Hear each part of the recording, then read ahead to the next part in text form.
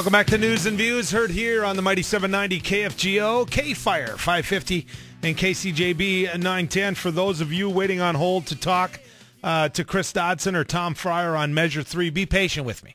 After this next break, I promise I will get you on with those two gentlemen.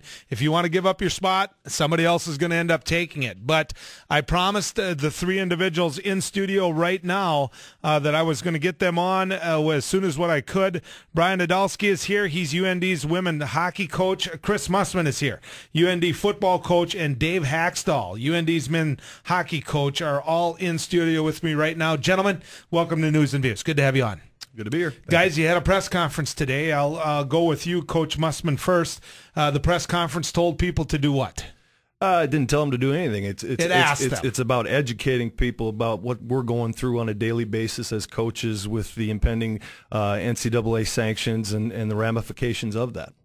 And really what the whole focus, though, was to make sure people knew why UND in that area is really asking for a yes vote on Measure 4. Well, like I said, we're trying to educate what I have to deal with on a daily basis, and it's different for each one of the coaches that were at the podium. But I think collectively, we're all kind of saying the same things as, hey, it's time for us to move on, respectfully move on, and trying to show people in the state what actually happened, what is happening on our campus currently. Well, and the reason I started with you, though, was because for you it's different. You're heading into the big sky. Correct. These gentlemen involved with the WCHA and with different conferencing. How do you think, if you're forced to retain the UND Fighting Sioux nickname, how do you think that affects you in the Big Sky Conference? Well, the number one thing it does, right away for all of our programs is playoff implications, and especially for the teams that in the sports where we can host a home playoff game. I mean, you look at the Bison's run this year, you look at our run in 2001, we had all home games. They were critical for our success winning a national championship. So that right there is the number one reason. Number two is conference affiliation for me. And I know there's other people out there and there's other rhetoric that we're using fear tactics, but I'm fearful of losing conference affiliation. We need the Big Sky scheduling. So that's still on the table. In my opinion, yes. We need the Big Sky for conference. I mean, scheduling would be a nightmare. For us to be an FCS independent would be an extreme challenge for our program and to continue our program. Coach Idalski, how come? I mean, why are you going to vote yes on Measure 4? Well, again, to speak to Chris, the impact for our program and not being able to host an NCAA quarterfinal is huge. When you look at our home record this past year, being 10-3-1 at home, being 500 on the road, you look at the history for women's hockey, every quarterfinal hosting site has just under 800% winning percentage, huge advantage, and to have the second largest attendance in the country. Our kids work hard for that opportunity to compete in our arena in front of our fans if they've earned the right to do so, and to not have it severely hampers a lot of things as far as recruiting and our ability to win a national championship. Not only that, but for you, it would seem that there's some traditional opponents that are really sending a message to UND, you've got to fix this problem or else we're not going to play. Well, being in the WCHA, that's not a concern for us going forward. They're forced to play us because of league things. But I can tell you with the NCAA, with our field only being 8 teams and them making it clear we're going on the road, we will never host a game. Mm-hmm. They're sending us to Wisconsin for a 6th time. They're sending us to Minnesota for a 6th time. That's not great. Okay. And Coach Hakstol, it is a bigger issue for you because you've got such traditional opponents here in Wisconsin and Minnesota, and they have sent that message to you, haven't they? Well, they have campus policies, and that's very clear. So I've made it very clear all the way along that, the key issue and the key component in this for me is not the Minnesota-Wisconsin series, but they are important.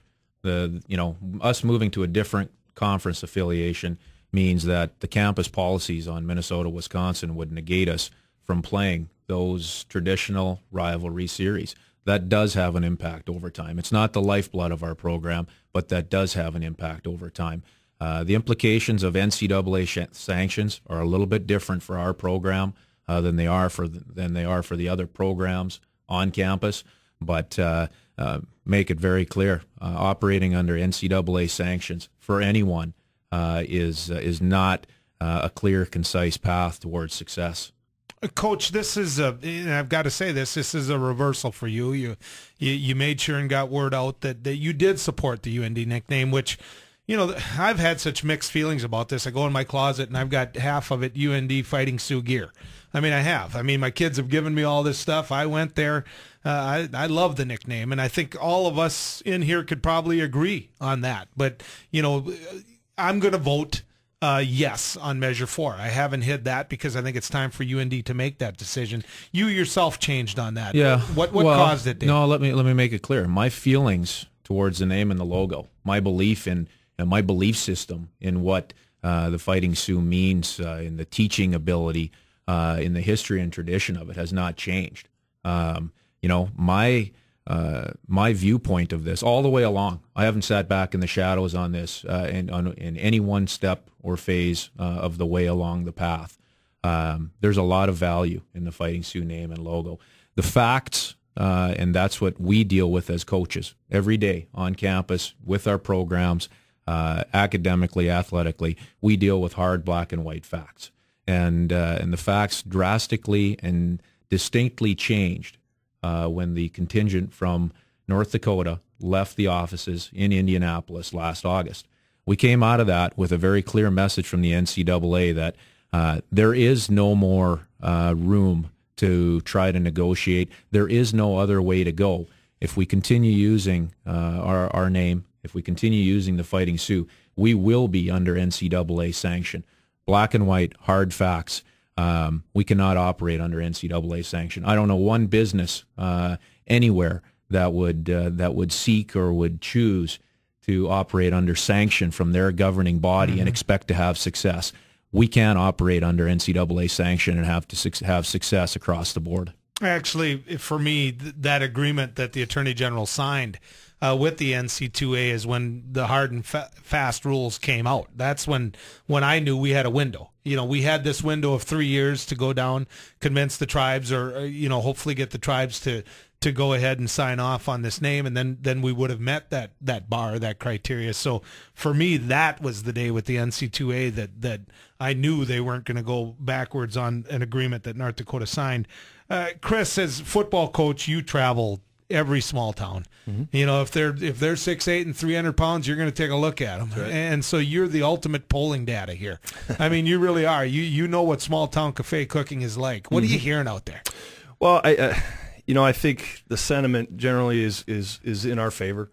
And if it's not, that's what we're doing right now. And particularly out west, I think more people out west need to understand what the issues are for us on our campus, and that's why we're going to Bismarck here later today, and then Minot tomorrow. So that's our whole focus right now, is to take time out of our schedules and come out and educate the people as to what they need to know about our campus. Okay. Well, guys, I think the tide's swinging your way. I do. I saw the polling data, and from what I'm getting in phone calls, when you referee with two former All-Americans, and both of them are saying the same thing, which is, you know what, I hate seeing it go, but it's time to let it go, because just what Coach Hakstol said, you can't sit here and run programs under this cloud of sanctions. It's not good for the campuses. So is there a place, is there a website or anything that you're putting out there for information? People pretty well know the issue. The big thing is to make sure and educate them that a yes vote on Measure 4 empowers the university to determine its own future and get rid of the nickname. Right, Dave? And that's what it is. That is correct. Which is weird, because normally you'd think it'd be different. But guys, appreciate it. Thanks for coming in.